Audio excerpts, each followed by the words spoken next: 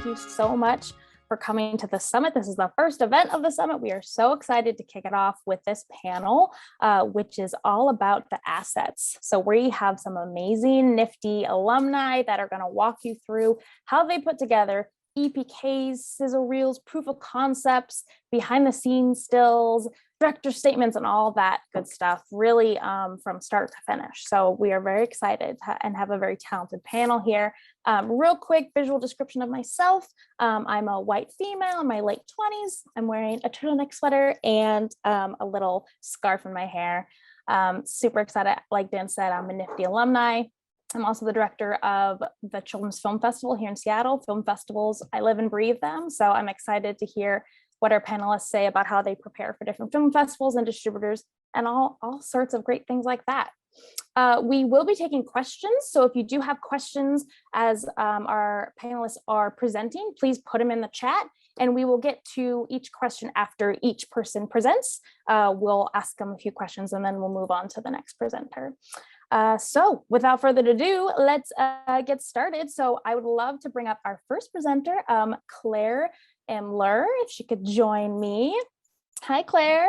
Hi, Claire is an award-winning French-American filmmaker based in Los Angeles. She was recognized as a 2018 National Young Arts finalist in the Cinematic Arts and named Orange County's Register's 2017 Artist of the Year in Film.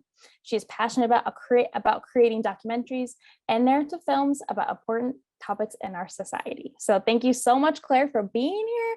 I'm going to get off and I'll let you take it away with your presentation. Yay, amazing. Hi, I'm Claire, and it's nice to be speaking to you all. My visual description, I'm white female, early 20s, brunette, wearing a nice little striped shirt.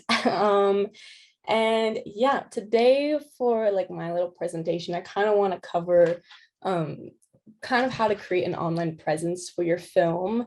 And let me just share my screen real quick. Okay, so you should be able to see that now. But yeah, before kind of going into it, so the film that I had last year at NFFTY, it was called For Kate. And you know, going into that film, we ended up shooting that weekend of March 13th, 14th, and 15th, which I think if you guys all know, in 2020. So that was like the weekend where I think like the whole world like shut down with the pandemic, and it was just a very weird and new times, and we didn't know how to approach it. So going into like, you know, that part after making your film and starting to promote it and posting stills and stuff, a lot of that got kind of taken away because we were, you know, so focused on other things and like what was going on with the world. So I will say, I don't think I did the best job in that film in kind of creating, you know, a presence for it online and getting it known once it was finally finished. And fast forward to about a year and a half later, when we finally got to our first in-person festival after doing, you know, a year of virtual screenings, we went to, my producer and I went to a Q&A that was happening before our film screened, and the woman there was like, oh, can you tell me a little bit about your film? I was trying to find it online, but I couldn't find anything about it. So I just want to know a little bit about it before we can start, you know, your Q&A. And I think that was the moment that kind of hit me. I was like, oh, we did not do too well of a job in kind of, you know, creating a light for the film online so people could know about it. And all of that. So in this presentation, I'm going to show you everything I did differently for the film I made the year after that one. So this is a film I just finished recently called A Life Within, and here are just kind of all the different tools and things we did to make sure, you know, we had an online presence for this film. So our first and, you know, I think one of the biggest things you can do for your film is creating some sort of social media account. You can be across multiple platforms or just one, but I think having at least one place where you can post all your films, updates and everything will only, you know, make it better for your film to be found and kind of gain an audience that knows about your film and it's following along with its updates and everything. So with this film, Life Within, we decided to go with an Instagram. And yeah, we really like kept it running. We started it in the pre-production stages, and we're kind of tracking our entire journey. We had like some story highlights and stuff like that we would post throughout. So it was very much like a page where cast and crew and friends could stay updated with where we were at. And something we did was finding a fun and creative way to introduce our key crew. So this is what we did. We had like a fun little photo shoots. And so I knew that if I was going to make Instagram for my film, I wanted it to have some sort of like cohesive look. So we could have had just people, send in their own personal photos, but I wanted it to kind of like match and have a cohesive theme. So we went for, just black and white photos with some kind of dramatic side lighting, but just kind of make it fun and unique to each individual person. So yeah, it doesn't have to be any crazy setup. We ended up doing this in my garage. We just set up a little photo backdrop and had a little light. And yeah, we had one little day where we had photo shoots and people would come and go, and we just took photos of each other. And then this is kind of how we introduced everyone. During the weeks leading up to production, we would post their headshot and bio, and it gives you a lot more like engagement, because when you post your crew, on Instagram, people will then post that on their stories. People will then click and like come to your page and see. So it's just a way to get the name of your film out there more. The more you can, use your crew and engage them in this process, the more, it's going to be posted and seen throughout, different people. So yeah, that's kind of what we started with. And then, if you're making press kits later on, this is stuff that you can use going into that. So, you're going to be using all these assets for a while. So yeah, that was kind of our Instagram. And now going into production, getting as much BTS as you can, I think is, so important. You're going to use BTS photos for so much. Not only is it good for your social media posts, but later on you can use them on IMDb and stuff like that. And if you, again, like I was saying earlier, if you send BTS to your crew and they post it, they'll tag your film. Again, that just gives you some more exposure for people seeing the name of your film and kind of being like, oh, there's something going on here. So, you can hire a photographer. We didn't have the budget for it. And also with COVID, we didn't have room to bring on more people. So I just had my camera on set that we would crew members would just grab it, take a few photos and pass it around. So it's kind of like a collection of photos from everybody in our crew that would just kind of, if they had a few minutes where they weren't doing anything, they would pick up the camera and start taking photos. And then, we'd pass it around, and then we came out of our shoot with so many like great BTS photos that, we've been using. And going into that, don't forget publicity images. So make time to grab, images that can be used for both posters, press kits, flyers, social media posts, and award posts. So a lot of the time, you will usually use like stills from your film, but if you make time to get, photos on an actual camera and you get it, vertically, it can just help you have more wiggle room to play around with those photos to create posters and like promotional materials afterwards. So yeah, this is just something like here on the left side, this is an image that I kind of had in mind and wanted for a like a poster potentially. So I knew when we were filming this scene, I made sure we set around like, it was not even like 5 minutes, but just a few minutes set aside so that we could just take some photos of this. And then here on the right side was another one that we had in mind. So we just set aside a few minutes to get that so we could use it for potential posters and stuff like that. And going into posters, this is all stuff you should be thinking about before going into production. Think about, the different types of posters you can make. So a lot of times there are teaser posters, character posters, final posters. So I have a few examples. So I don't have any of mine made for this film yet. So this is from the film Minari. And here are just 4 different examples. So you can see we've got The one on the left, that's just with the little kid character, I forget his name.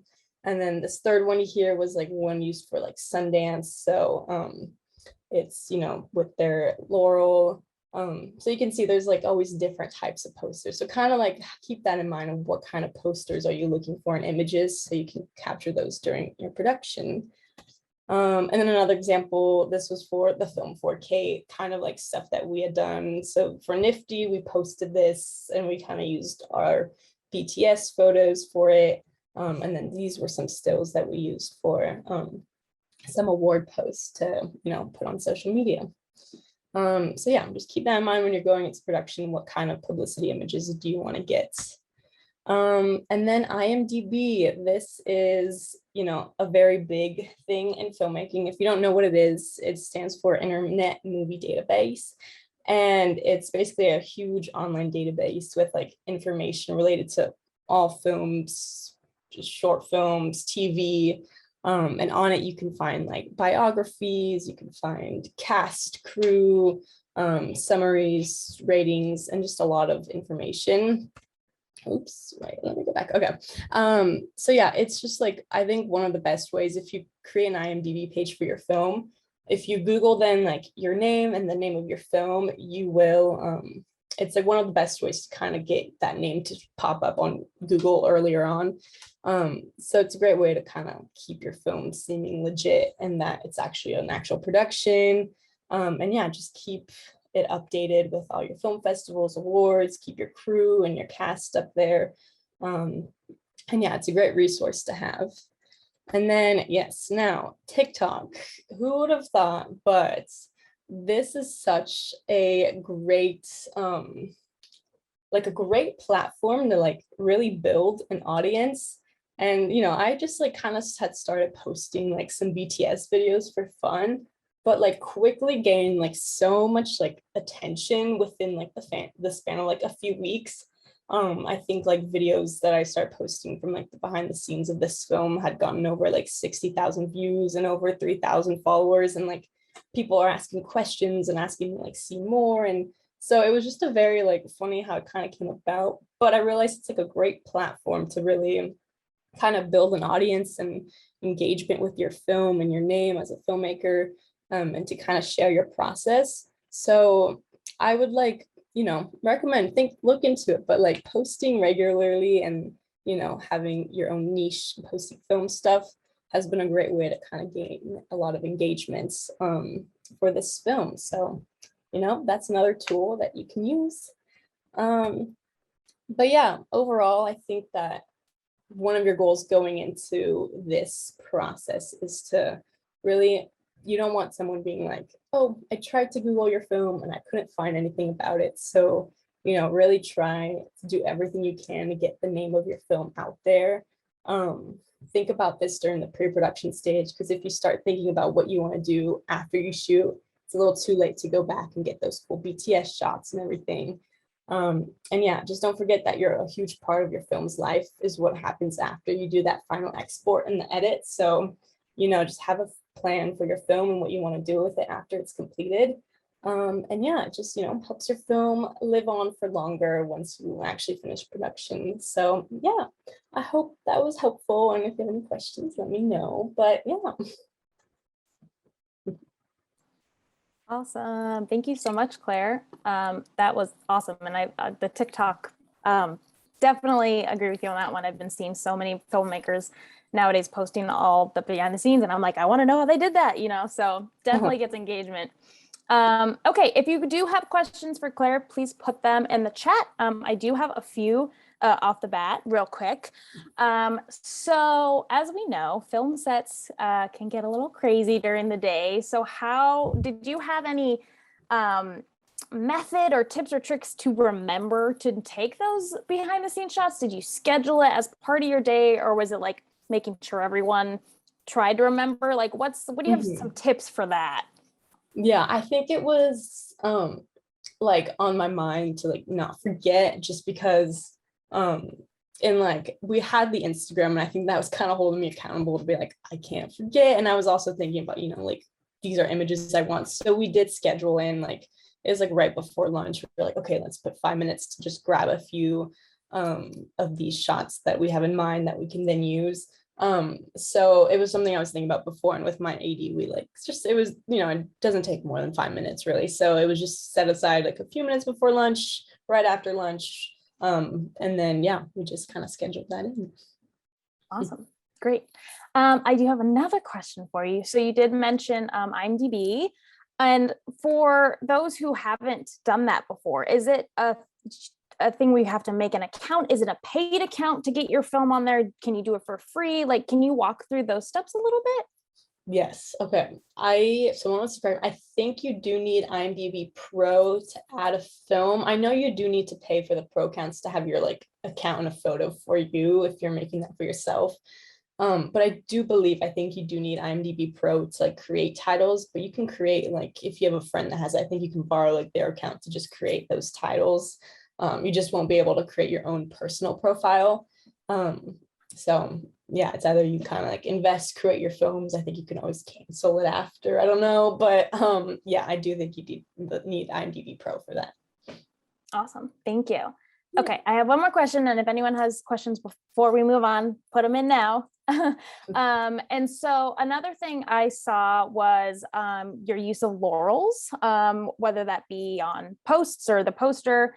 I'm just trying to think, like, do you have any other suggestions of all the boxes you can check, making sure you're where to put the laurels, essentially, because like I'm sure there's different methods of showing off your laurels.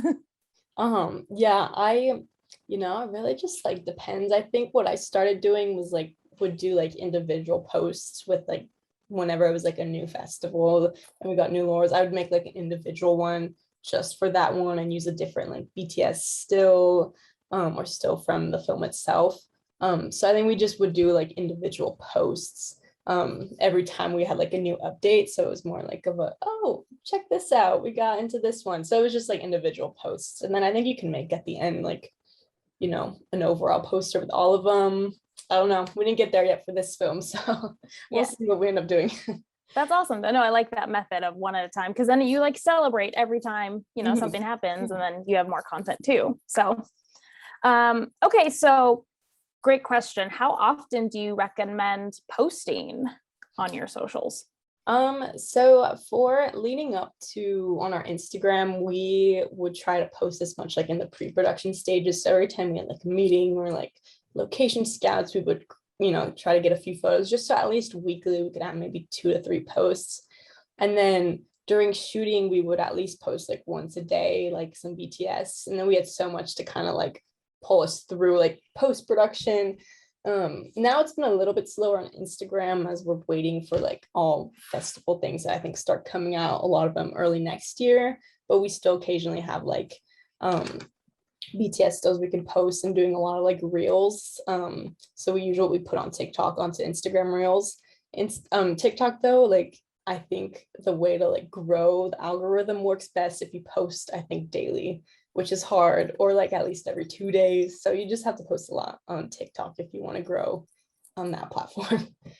Yeah, that's what I've heard too. And I'm like, I don't know how people keep up with that, but yeah, if you can, do what you can, I guess. Okay, I think that's all the time we have for you, Miss Claire. Thank you so much for joining and for your expertise. We really appreciate it. Anytime. Thank you. Bye. All right, next, I'm going to bring up Georgina Cahill. Please come and join me. Hi. So Georgina has a passion for animation and studied at University of Southern California School of Cinematic Arts, where she recently graduated with a BA in Animation and Digital Arts. Congratulations. And she currently works in Chicago as a motion designer and illustrator. So super excited to hear your perspective on things. So I will leave and let you take it away. Awesome. Thank you so much. Yeah, I'm so happy to be here. I'm really excited to talk to you guys today. Let me just share my screen really quick. 1 second here, if I can get technology to work for me. There we go. Hope y'all can see it.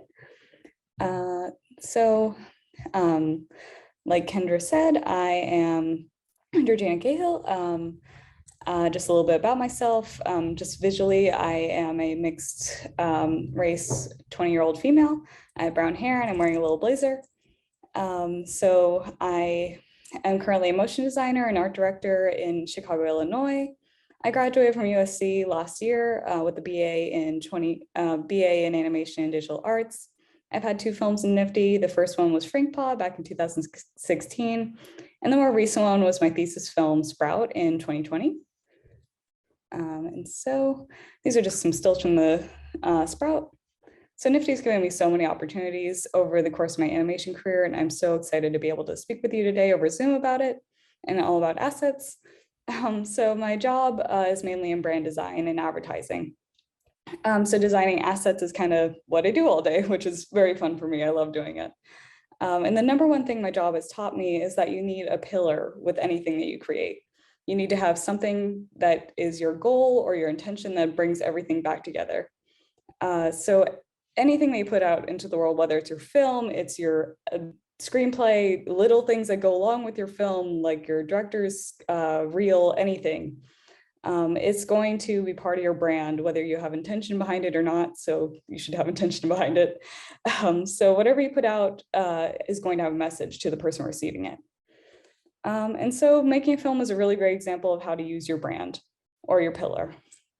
So before you even start thinking about your film, I would really encourage you to think about the why behind it.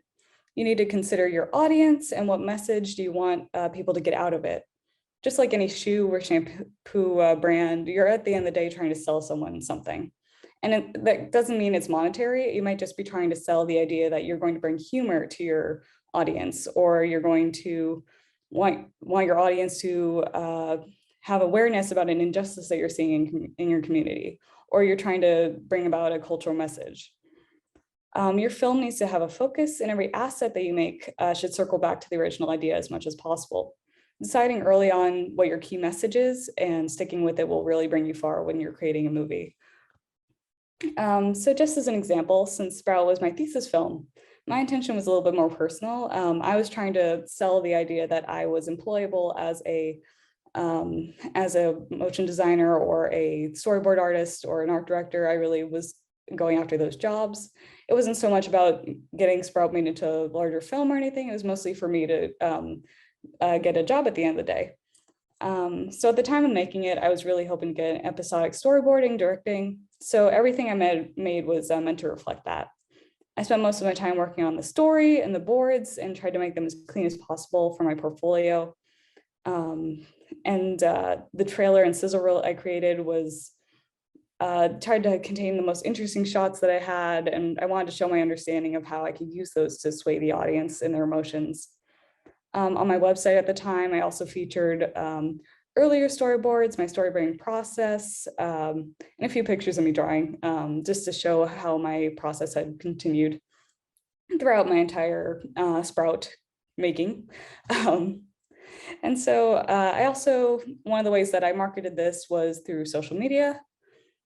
So through Instagram and TikTok, and also through just old-fashioned snail mail. I made a bunch of postcards and posters to hand out. And so my intention with this was not exactly to get seen by the most people possible, like you might use social media for, but I more was focused on sending it to the right people that would help me get a job in the industry. So I was sending these postcards, and my stories were being seen by people I had networked with over the years who worked in the industry, and just send it out to filmmakers who I knew would be interested in seeing the film when it was released. So hopefully they could help me through the network to get a job eventually. So throughout the entire process, I really tried to do my best to make sure everything connected back to the goal of getting a job through this film. And I think it worked. I was offered a job after graduating, which I was very excited about. Now I work and do storyboarding every day, which was amazing. It's amazing I get to do this every day. I love it. But your intention for your film is probably going to look a little different. You may be creating this film with the hope that it'll get distributed at festivals, or possibly get you an agent, or even get a deal to use the short as inspiration for a feature or a pilot. And if that's the case, what you'll be focusing on in your press kit or anything that you make is going to look different than mine. So you'll probably, so if you're interested in getting a larger deal with your film, you're probably going to want to work on your director's statement, just for example. It's basically, if you're not familiar with the directive statement, it's just a one-page summary of what your film is about, what you're hoping your viewers will experience when they watch the film, why it's special to you, any inspirations you have, stuff like that. So basically explains what your brand or pillar is behind making the film. And it will help people like film festivals, distributors, and anyone else reading it understand and align with that. It can also be great for use in marketing and social media, using just snippets of it for a Twitter caption or a caption on Instagram with the still of your film can be really helpful. It can help people who see it be able to understand better understand what you're trying to put out with this film. So yeah, it'll help your audience align with the idea that you're trying to put out with your statement. But if you're more interested in maybe doing more indie filmmaking or crowdfunding, or just trying to get an idea off the ground through crowdfunding, the assets you will create will probably need to reflect why the end product will be worth people's investment in it. So you most likely want to do something like a proof of concept or a trailer. Maybe you'll create posters and memorabilia if you have like a Kickstarter and different tier levels that people can invest in. Just things that are going to bring value to people's lives and make sure that they know that putting their money towards this is going to help them in some way in their own life. So this can, having something like a trailer or a sizzle reel that you have before the actual thing is made, this can really help your viewer understand why they want to watch a longer or more complete version. You may also want to use social media in this way, just posting on your stories, what people can get through it. It's a great way to get to know your audience, connect with them, connect them with the actors or story artists, anything that you have. It can be a great way to raise engagement about your film and get more and more people invested. So with social media, whereas I was trying to focus on very specific people, you may be wanting to branch out to like a wider audience, maybe just trying to post as much as possible to get as much engagement as possible. So as many eyes are on this crowdfunding piece that you're working on. And also just regardless of, just as a more overall blanket statement, keeping any assets you make as professional as possible is one of the most important things you can do, but also keeping them on brand. So just with my own Instagram, I use a combo of blue and pink mostly. You can kind of see on the feed, it's like, there's a lot of pinks, there's a lot of blues. And also my phone Sprout, I used a lot of the brand colors that I picked. It was mostly blue in the beginning and yellow at the end. Just trying to use that as a way to sway the audience through my color choices. It was another way of me showing Einer's story and colors and how those related. But yeah, so your film may be more dark and may have a heavier meaning behind it, and your feed probably will not be blue and pink. It'll probably be darker colors, more somber. And also you may want to think about how you're marketing. So like I said, with crowdfunding, you just want as many people to see it as possible and share it. So you maybe want to be posting more and more, but if you're trying to get an agent or use it more as portfolio, you may be more selective about what you're posting. So you may only post like once or twice a week with very high quality content. So yeah, just overall, I would encourage you before jumping into your film to really think about the goal of what this film is and how you can use these assets to get you to your goal. The items you choose will really create an atmosphere and will help your audience perceive it correctly, like you want them to. And that's it. Thank you.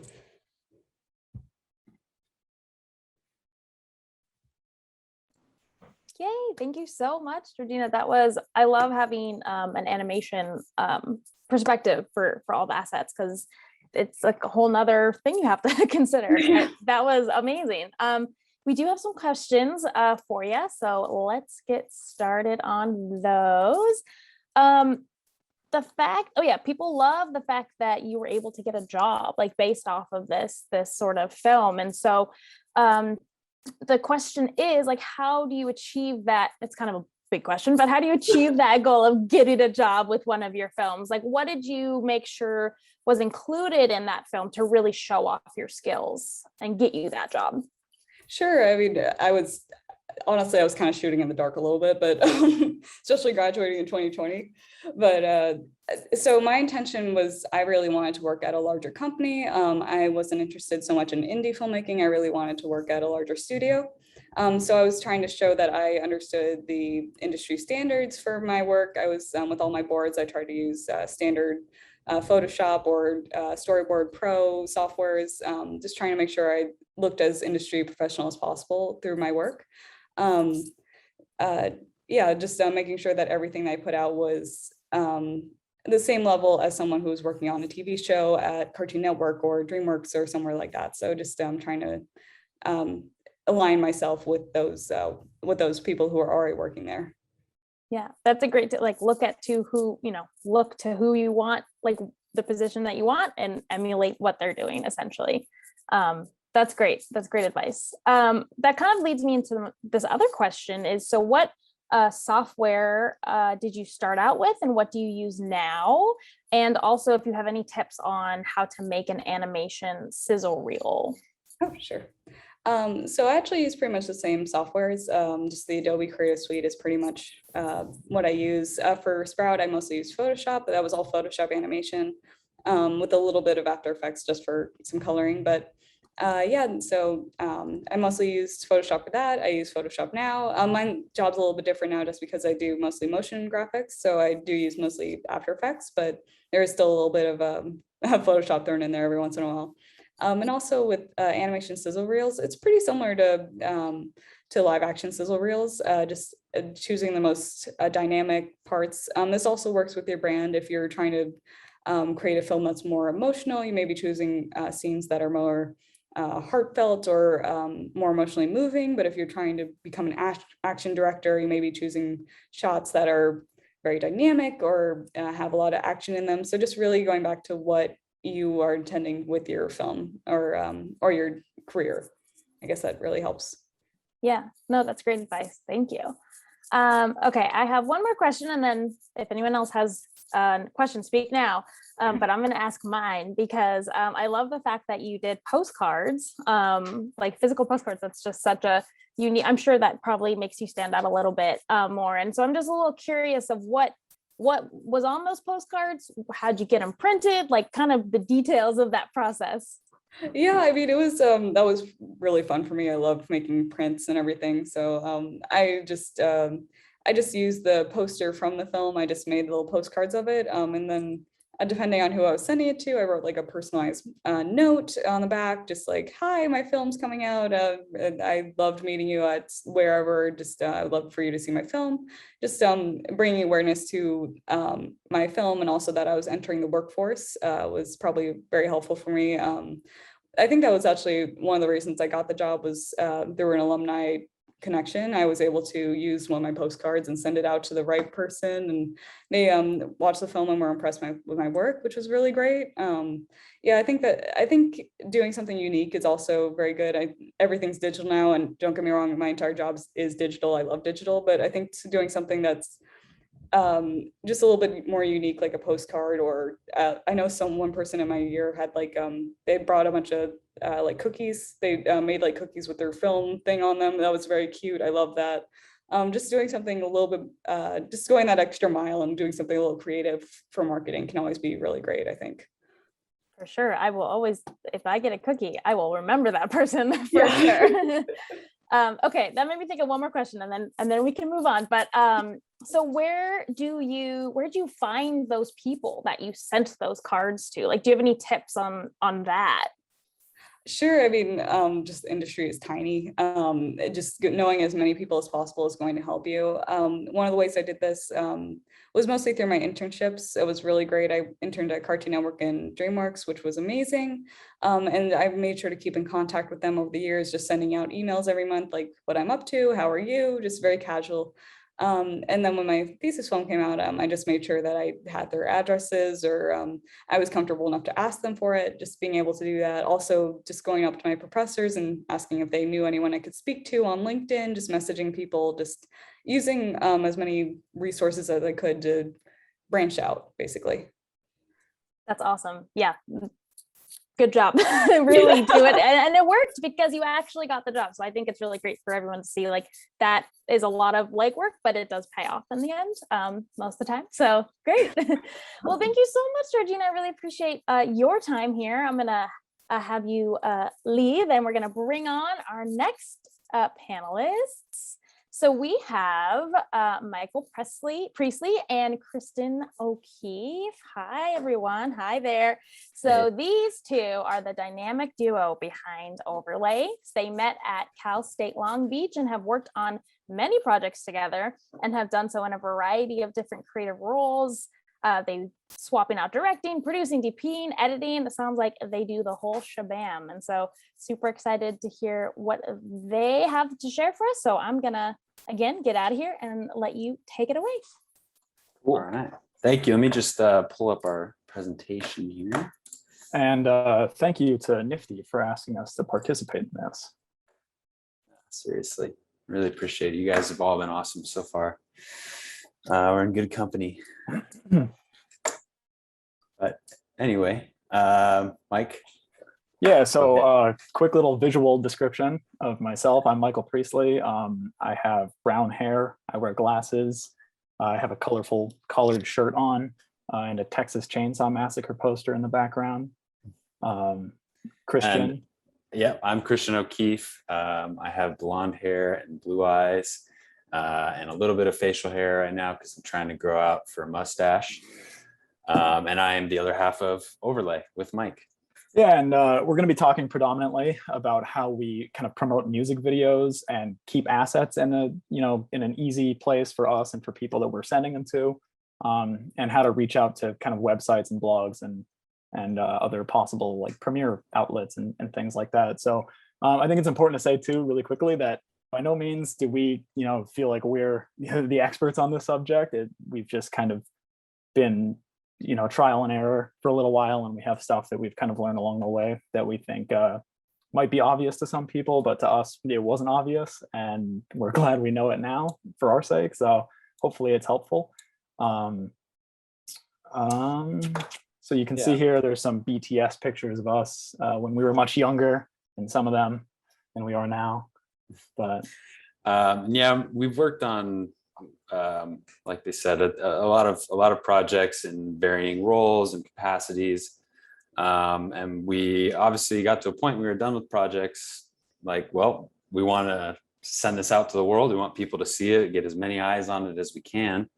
And I think the first big thing that we kind of learned and figured out that helped us was, as a duo, we would be finishing these projects, these music videos specifically, and sending them out to blogs just as like, hey, we're a couple of buddies who make videos together. Here's our work, check it out. Please share for us, etc. And I think the first big step that we took really was kind of legitimizing ourselves and giving ourselves a name. This umbrella, Overlay, is what we go by. The idea there kind of being that the two of us are coming together to create something new. And yeah, I think since we kind of took that leap a couple of years ago, we've had a noticeable difference in the way people respond to us when we're cold emailing and sending links out.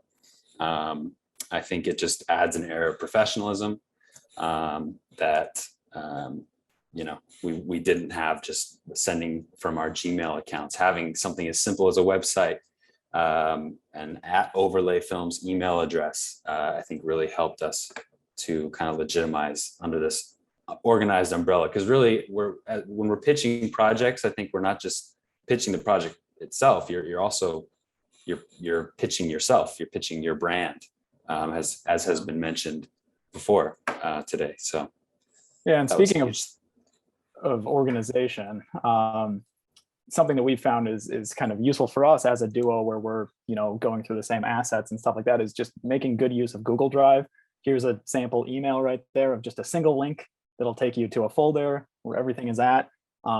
This is a folder for a music video of ours that we're going to be talking about in a second, where you can just kind of see how everything is organized neatly. That's just been helpful to us, but it also makes sending out press kits and things like that easier. Because like if you're working on a smaller end of the spectrum in terms of, you know, the scale of a music video or something like that, then as the director, you end up doing a lot of legwork that, you know, other managers and things and PR might be doing. So this has just been helpful for us. It also gives smaller managers and the artists themselves a place that they can go to kind of share things as well. And that's been, you know, super useful. You can see here, we're still kind of just flipping through lots of screenshots, lots of teasers pulled from directly from the video or made beyond that, which we'll be talking about in a second here. And I think that's probably about it for the drive there. Yeah, and I think the other thing that's important there though too is if you're pitching out to blogs like places like Pigeons and Planes, various music publications like that, these people are getting a ton of emails every day with the same kind of thing. So I think it's all about making it as easy and streamlined as possible for essentially who are the gatekeepers of your content and decide whether or not they help promote it on their channels. So it's making it as simple and streamlined for them as possible is the key there, I think. And next, we're going to talk about how we did that with one project in particular. This one here was a music video called Grace Park Legend by a rapper named Huey Briss out of Long Beach, California. And this was actually kind of the first time Mike and I did put that extra thought into how we're going to, you know, package a project and promote it when it's all said and done, beyond just hitting export, like Claire said, and on that final project file, you know, there needs to be a life around the film when it's done, film or music video. And in this case, this was a song that Huey kind of goes through his whole upbringing in Long Beach with his family, friends, and everyone who's kind of been a part of his journey. And inherent in that idea was kind of these family photos that we decided we'd ask Huey for photo albums, scan them, and include them in this video. We also went around Long Beach and took a bunch of photos in the streets to kind of create just like a collage music video. The idea there being that it feels like you're kind of flipping through a photo album. And so with all of these photos, right off the bat, we had a ton more assets to work with at the end. And you saw there, as we were going through the Google Drive stuff, there were so many photos that we tried to keep as organized as possible for sending around. But the great thing there is that with all these assets, I mean, so many photos organized in so many ways and arranged in different collages, I think that's really helped extend the life of the music video than if we were to simply have the final project link on YouTube and then a couple teasers maybe cut directly out of the video itself. Having all of this extra stuff has, yeah, like I said, extended the life of the film a bit. And also making a zine out of the photos and assets and things like that currently, which will hopefully continue to extend the life. Yeah, so I think that's the key is giving the promotional side of things a life of its own, and getting creative there in ways that kind of create a network of content around the main piece that all kind of filter back to the the final product itself. And then one other thing we did with these photos, this is just a simple thing I'm going to play, but it's a kind of a photo loop where it just cycles really quickly through every photo that we took and scanned for the video. And it was really kind of an attention grabbing social media thing that helped us out a lot. I'll play it and then I'll say a little bit more about it. Might be a bit loud, so be careful. Maybe volume down a tiny bit and then we'll see. Yeah, top of the town, not your side, get down. Yeah, top of the town, not your side, get down. So as you can see, that's it's just a loop. And for whatever reason, we've kind of found in social media, at least, people love loops.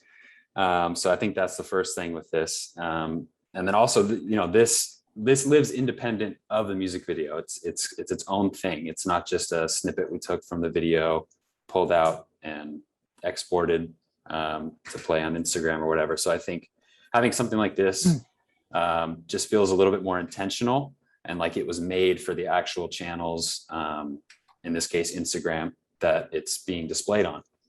And I think people can feel that. They feel that extra effort, and that goes a long way. Yeah, and this to date has been our most successful music video in terms of views. And I think a lot of that probably is, contributed to by these assets and things like that. Right. Actually, this picture loop in particular, when sending it around to blogs and stuff to try to get the video shown, we would send this along with some teasers we did actually make that are just pulling snippets of the video itself. And for whatever reason, all these blogs would tend to repost this picture loop. I think, again, because it is a little bit more attention grabbing for a social media space. And it's its own independent kind of unique piece that lives on its own outside of the music video, but still points back to the main pillar, as Georgina said, kind of the themes that we have going here. Yeah. So one of our most recent releases after Gray Spark Legend was a video called Follow Me with Noelle Wells, who she directed a feature film called Mr. Roosevelt that was a success at South by Southwest. And, so she knows a lot about how to do this stuff herself. So it kind of became, for us, maybe even less about the music video itself and more about like kind of developing this mentor role, or her developing this mentor role to us, where we were able to learn a lot about how she did stuff. So this video got fewer viewers than Grace Park Legend, but I feel like we learned so much from it. And one of the first things that she did was kind of call us out on the fact that we were kind of, just pulling for teasers. We were just kind of taking stuff straight from the video. So this is a teaser that we made, which is very simple. It's just a loop of an outtake from a Super 8 that we shot, and it doesn't appear in the video itself once again, and it's super simple, but it kind of feels like the video, and it's not just kind of lazily relying on the video itself. And I think that it's what she ended up posting to her Instagram. It's what a lot of people ended up sharing again and stories and things like that on Instagram. So this is just kind of continuing the trend of the Grace Park Legend photo loop in this little promotional video. Right. But on top of Loops. that, loops. But on top of that, she kind of really helped us with how to write artistic, or like director statements, artist statements, things like that. So one thing that she told us was that when you're kind of writing a statement to send to editorial websites or blogs or whatever, like we've always had this bad habit of kind of relying too much on talking about like the technical side of things or things like that. Going into like a shot design or why we chose some effects and things like that. And it's stuff that is never used as a pull quote. And that's kind of what, a big thing she taught us was like, think about like what people are actually going to take out of the statement and repurpose on their website, and think about their website and what their website does. So the song in the video premiered on American Songwriter, and naturally, if you kind of look through our statements, you're not going to be able to read them probably there, but the quotes that they pulled were things that made sense for their website. Like they pulled a quote from Noelle talking about how all of us just got together and we're kind of bonding over our love of Fiona Apple and John Lennon videos and things like that. So that's anecdotal and a lot more relatable probably on a site like this than, talking about like why we cut to a certain close-up or things like that. And kind of moving off of that a little bit, when we decided, or when we were asked to do this presentation, we decided to reach out to Noelle because, like I said, she's had success in film festivals with feature-length films. So we decided to ask her to kind of send a video that we'd be able to play, a short video just kind of talking about how she kind of gathered assets for a feature-length film. And we're going to play that right now. You know what? I do want to ask really quick. I think I forgot to check share audio. Has the audio not been going? Because I can restart. No, it played. The audio played. It played? Yeah. Okay, great. Let me go ahead and go to the next slide.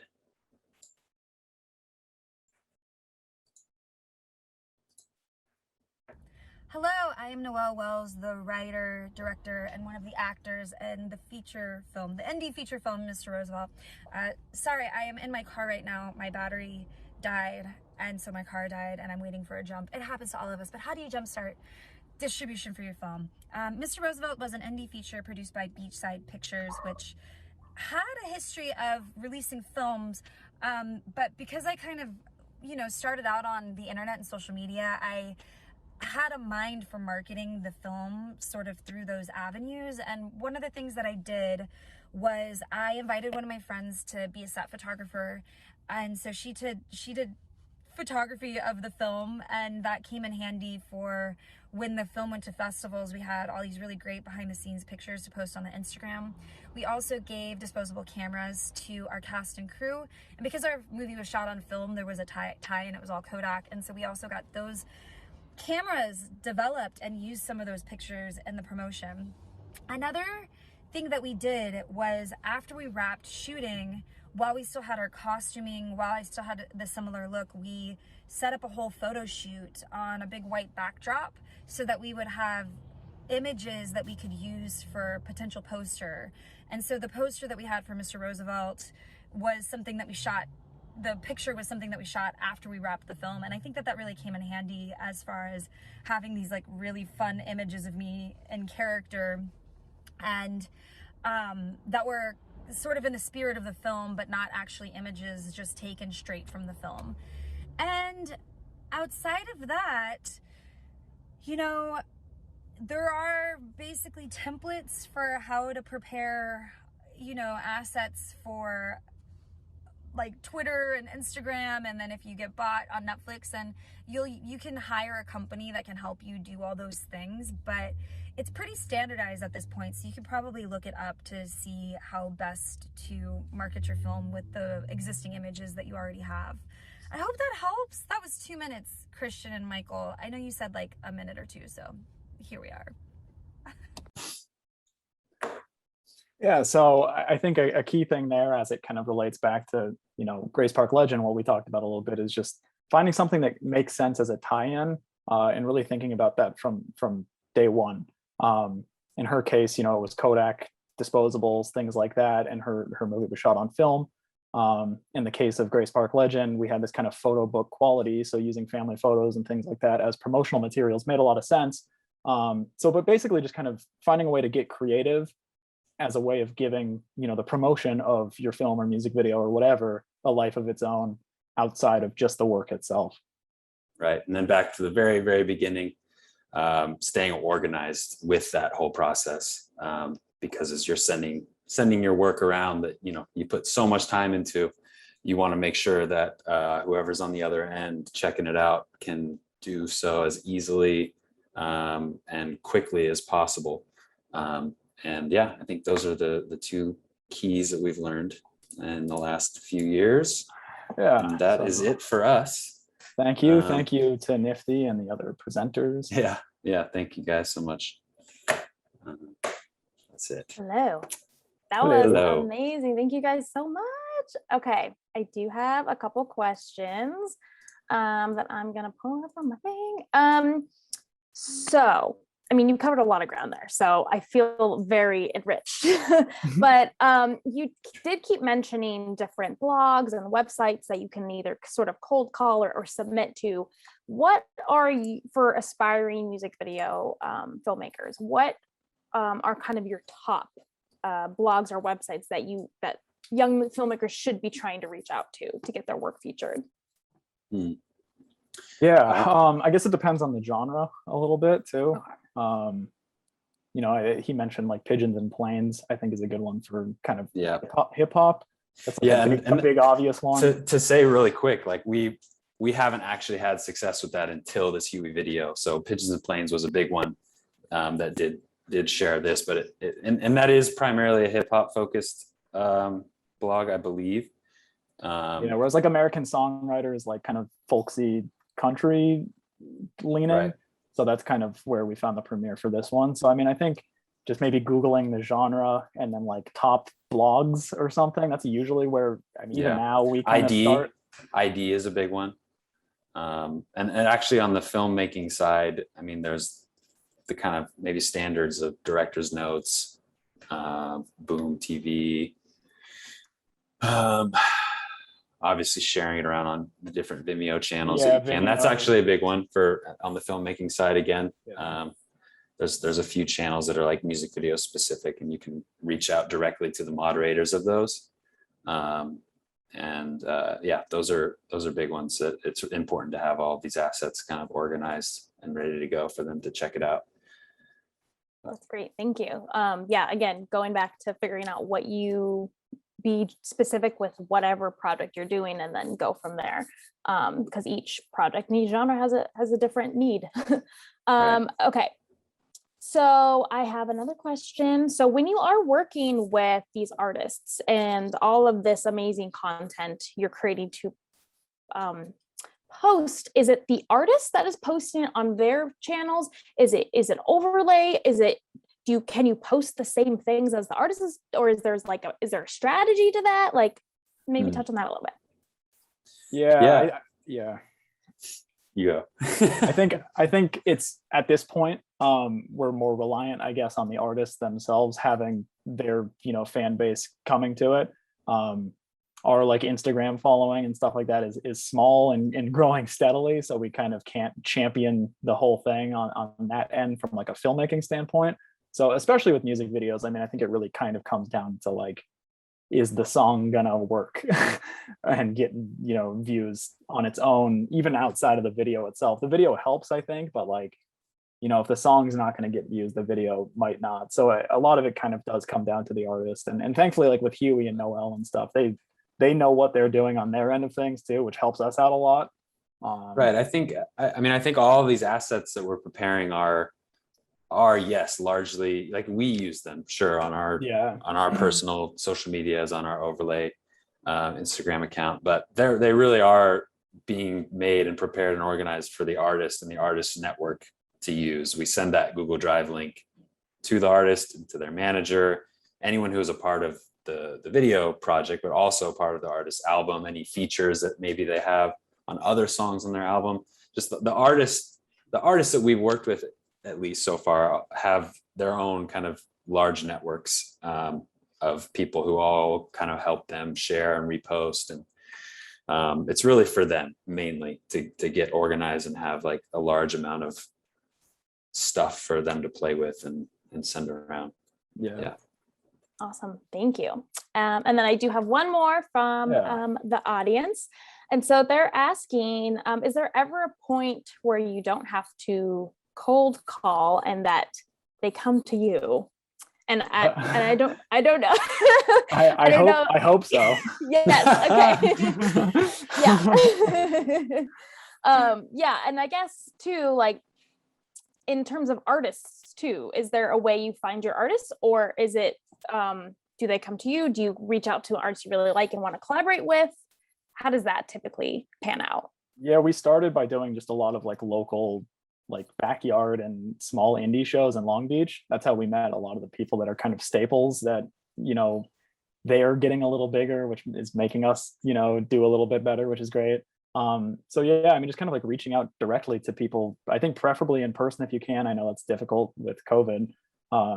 But that's kind of how it started for us several years ago, just going to these like small shows and talking to the people that we liked, because we don't want to, I mean, it's much more organic that way. Yeah, it's more organic. It seems like you can kind of like really showcase who you are outside of an email. And also like, we don't really want to make videos just to make videos still at this point. Like we want to make videos for songs that we like. So it seems like an easier way to get to people that you like that way, and just kind of starting small and growing with artists, really. Yeah, growing with the artists. And that's what we're trying to do. And at this point, we're also, we have our, hands in a couple like little production companies that have having us send out pitches and stuff. And that's also, through that channel, a way to get to probably bigger artists. Like it's probably hard to get to big artists just through ourselves. But we've not really yielded tons of results yet in that way. So hopefully soon. Definitely soon, I'm sure. Hope so. And I saw something in the chat there with just back to the cold email one. We're not a production company, actually. Overlay is the name of our directing duo. And like Mike pointed to, we do work with some production companies, pitching on videos through them. And sometimes we have to act as our own production company when it's a smaller budget, and that's not necessarily what we want to be doing. We want to be a directing duo that's represented by production companies. And so that's kind of our end goal and what we're working towards. And yeah, I mean, the cold emailing, that's pretty much generally how it goes. Other than, like Mike said, if you have an organic connection, or if you've had a previous video that has been featured on a site already, we have that with director's notes, a couple of videos that have gotten on there. So we've kind of gotten in touch through that, like saying, hey, like, remember you featured this one? Well, we've got a new one for you. So I think that can kind of help it feel more organic, whatever you can do to make it feel more organic, I guess. That's great. Michael and Christian, thank you so much for sharing your wisdom. Thank you. Really appreciate it. Yeah. And so we have one more amazing panelist who actually could not be with us today in person, but he made a lovely video for us. His name is Salve Rogers. Again, thank you all so much. All our panelists have such different perspectives and approaches. I just love it so much, and it's been very beneficial for me and hopefully for you too. But without further ado, let's take a look to see what Salve has to say for us.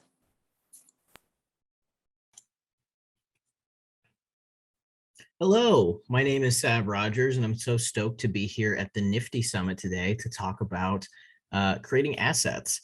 And thank you to NFFTY for having me on this panel and including me. And I'm here to talk to you today about a very specific type of asset that has been invaluable to me as I've made my first documentary feature film.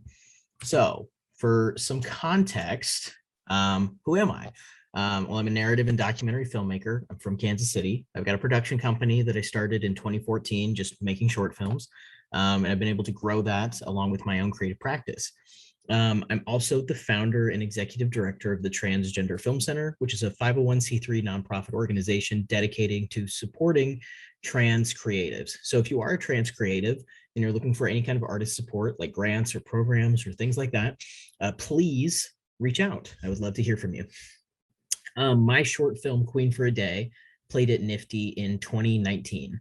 And it was the last time I made a short film, because since then, I have just been working on this documentary nonstop.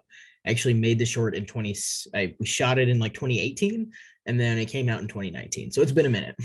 I'm also an Outfest Screenwriting Fellow, a PGA Create Fellow, and a TED resident / speaker, which will come into play here in a few minutes. And on the personal side, I'm also a husband, a pug dad, and a Mass Effect aficionado. And my pronouns are he, him, his. So my beginnings, and I go through my personal history a little bit because it comes into play.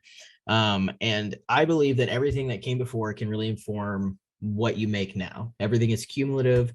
And that really, got put into practice for me as a creative. So I grew up in this town called Olathe, Kansas. It's a suburb of Kansas City on the Kansas side. And it's a perfectly fine suburban area, but was not particularly LGBTQ friendly when I was growing up. And so I was closeted as both queer and trans as a kid. And it was a very difficult thing for me. At age 12, I found this movie, Chasing Amy, released in 1997, directed by Kevin Smith.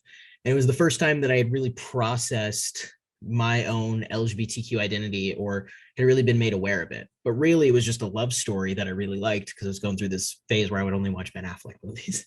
And so that movie fundamentally changed my life. It made me want to become a writer. And now what I aspire to do is to direct feature films and write feature films, and hopefully someday become a showrunner. In 2013, I graduated from high school and went to film school at the University of Kansas. And I had the privilege of being taught by some really rad people. And I always include this because I like to always credit my mentors. And my first year at film school was a total bust. I learned some theory, but I didn't make anything, which was the really important part to me. My second year at film school, I realized what it really meant to become an independent filmmaker, because I started making movies and they were not good, but eventually they weren't bad. And I could start putting them on the festival circuit. And that is really where I started to develop my voice as a creative.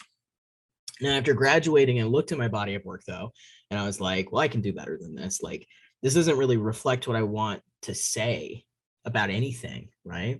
And so I took the time to really consider like what my voice was, what was really important to me. And in my opinion, point of view is the most important thing that you have as a writer director. It's the whole reason that you're there. So listening to what your voice is, what's authentic to it, and how to develop yours is essential, has been essential to my growth. And I find it to be essential to anybody that I mentor. So with the time that I used after college to really consider, well, what do I want to make? I came up with this movie, Chasing Amy. And the premise is that it's a documentary feature exploring the controversial legacy of Kevin Smith's 1997 movie among the LGBTQ community and its transformational, life-saving impact on my life. Now, I feel like some people might think I'm hyperbolic when I say that this movie saved my life. You know, we're going to talk about something that's a little difficult for a second. You know, when you get harassed for, you know, your gender presentation not matching what people think it should, when you get harassed for your perceived sexuality, it makes it very hard to be a person. And so the movie Chasing Amy really made me feel better and helped me through a really tough time where I was dealing with suicidal ideation as a child. Like it's an intense thing. And so this movie gave me immense comfort and made me feel it was okay to be who I was, even if the film wasn't always a one-to-one, a one-to-one match to what I was feeling in real life. But it did make me feel better about my sexuality at the very least, right? Because it I'm a pansexual guy. It helped me feel like what I was going through was a real thing. And when you see yourself exist for the first time, you begin to feel like you exist, and things get a little bit easier sometimes. So what happened was I found an ad for this thing called the TED Residency through Facebook. I applied on the day of the deadline. I didn't have much of a pitch for a TED Talk, but what I had was a director's reel, that same director's reel that I was dissatisfied with, that I'd worked really hard to craft. I put it attached to my application, and I said I wanted to give a TED Talk about the benefits of LGBTQ representation in media because I knew I had this experience with this movie. And I was also wanting to make a documentary about my experiences with Chasing Amy. Well, that got their attention. So they brought me in for an interview. I was the last person that they interviewed. And they said, well, we really like you, but if you had to give a TED Talk tomorrow, what would it be about? And I said, well, here's my pitch for this documentary. And I told them realistically what this movie had done for me and the real impact that seeing yourself on screen had for me. And their response was, that is the most extremely specific idea for a TED Talk we've ever received. Let's do it. So 2 days later, I found out that I got it. And it was a whirlwind experience. You know, I never lived outside of Kansas before, but I got to go live in New York and develop the documentary under the tutelage of mentors at TED. And they connected me with people. You know, I was a kid from Kansas without much connection in the way of the industry outside of my film school experience. I wasn't born into any of it. And so I was able, though, through this TED Talk called The Rom-Com That Saved My Life, to communicate my story in a way that stood out, and it gave me credibility as an unknown filmmaker. And so this is what I'm talking about when we're talking about assets today, is this TED Talk has been a massive asset to me in establishing credibility, expertise on the film Chasing Amy, and getting people to give me a second look despite me not being a name, right? So a common thread with a lot of my projects is that I am punching way above my weight class, right? I didn't have any connections to anybody with the movie Chasing Amy before this started. I had been connected to one person through email at that point, and it was very touch and go if we were going to get an interview anytime soon. When the TED Talk came out, it got people's attention. And so when we're talking about creating assets, it's not just your poster, and it's not just your EPK. It's not just these things. It's also things that get you in the room, taken seriously. And for me, finding a way to communicate my extremely specific story and point of view was completely invaluable to me in the process of developing this documentary. So why give a TED Talk? Well, we talked about it a little bit, but it establishes credibility, right? You don't have to give a TED Talk. That's not the solution here, is everyone needs to give a TED Talk. It's not what it is. But what I would encourage you to do is to think about, well, how am I pitching myself? How am I setting myself apart? How am I communicating the story publicly if I'm trying to get PR, if I'm trying to raise money, if I'm trying to, get people who are way too famous or busy or would have no interest in talking to me ordinarily, right? So these were the goals of the TED Talk. One, reach Kevin Smith. I knew that if I did this TED Talk well, that it would have a much stronger impression than any intro email ever could, even if it was from his best friend or his mother, right? When you can connect with somebody in an emotional way before they even meet you, if you can create empathy before they ever know you, before they really get to know you as a person, that makes an impact. The other goals for the TED Talk were, I want to take back my own power. I'm talking about things that are very difficult for me as a kid in this talk, and it really helped me take back my own agency.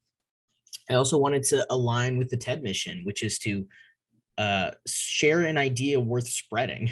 So it had to be a larger idea beyond the fact that I love chasing Amy for the TED Talk to work. So I tied it into this idea that I firmly believe in, that when you see yourself on screen, you begin to exist. I had a possibility model through the character of Alyssa Jones in Chasing Amy, thanks to that movie. And I also leveraged it, and I wanted to leverage it for credibility. My biggest experience to date was film festivals and a couple of programs I had gotten into. But by having a TED Talk to show, hey, I'm an expert on this story, on this movie, and what this means to me. And look, I'm making a documentary about it. To have that kind of backing behind you, it gives you legitimacy in a way that sometimes it's really hard to get unless you've been working for a really long time. And so TED gave me the opportunity to get some of that. And I love this quote, and I think it stands true to everything that NFFTY stands for. Remember, it costs nothing to encourage an artist, and the potential benefits are staggering. A pat on the back to an artist now could one day result in your favorite film, or the cartoon you love watching, or the song that saves your life. From Kevin Smith, appropriately. So less than 1 hour. That was the amount of time between my TED Talk going live and Kevin Smith tweeting it out because so many people had shared it with him. I'd worked hard to create this credibility for myself. I had friends who were ready to share it as soon as it went out, and people who I didn't know were sharing it with him. And from that, a real connection with Kevin was born. He let me into his home to film an interview with him. He's been a resource if I've questioned life decisions at 2 a.m. And that kind of bond was formed from me sharing my story in an authentic way, in a way that was emotionally vulnerable and funny.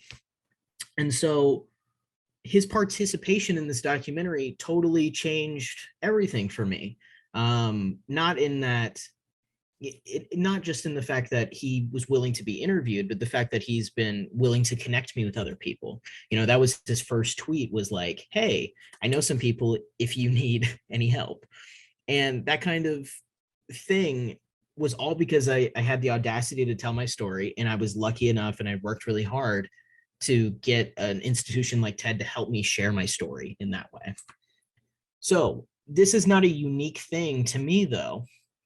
Telling your unique story in a public way, or being able to use another medium as an asset to tell your story, is extremely invaluable. So for example, Lulu Wong from The Farewell, she shared the story of her movie through This American Life, and she was able to connect with producers and people who wanted to finance the films because she had built up such an excited audience for this film just through doing it on NPR. I mean, it's fantastic. There's also the podcast to movie / series pipeline. It's utilized by a lot of people, independent filmmakers, studios, streamers, and you're able to establish your idea or IP through a podcast and adapt to something on the larger screen through a visual medium once there's like a built-in audience, right? it's a pretty inexpensive way to establish credibility and show, hey, look, here's the data, here's the numbers. You know, you could also do like a YouTube channel. You could also do a moth story time thing, right? There's so many different ways that you can really leverage your own story and expertise to benefit what you've got going on. And I think it's a great way to, think bigger about what your project could be. For some things, you don't need this. For some people, this is not applicable.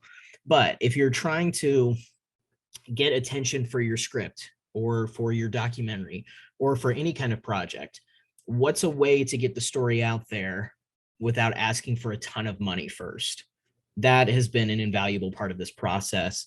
And this kind of thing has served me really well as I've moved on to other projects, as I'm finishing making this documentary, as I've started to do narrative projects again. This kind of strategy has been really helpful for me, and I sincerely hope it's helpful for you. After the TED Talk, the sizzle reel, it was so much better because we had a TED Talk, but because we were able to continuously adapt it. Once we had talent attached, it became a lot better when Kevin Smith and Joey Lauren Adams gave us interviews. But for even when we just had a couple of days worth of footage strung together with this TED Talk, we had a through line. We had a thing that shows, okay, this isn't just an idea. We have taken action to make this happen. It's also gotten us agency and manager meetings in a way that it's not common for first-time feature doc filmmakers before they even finish their film. And it's also given us opportunities to talk about what could a pre-sales agreement look like for this movie in a way that is not common, again, for first-time feature doc filmmakers. And it's also been really helpful with getting people who are involved in Chasing Amy. It is the ultimate pitch video, and it is 100% true and authentic, and it's just me telling a story for 8 minutes. That is the power of being able to tell your story through a medium like this. I hope this has been helpful for you. If you'd like to connect, here's my contact information. If you'd like to follow the movie, here's where we are. And I want to thank NFFTY for their time today, for allowing me to share this with all of you. And I hope you have a stellar rest of your day and you've learned something. Thank you. Kendra, thank you so much for joining today and helping host and moderate this session. Of course, thanks for having me. And again, I'm just amazed by all of our lovely panelists. Thanks to them. It's just so cool, again, to see the different perspectives, the different approaches. Yeah, and thanks for everyone who tuned in.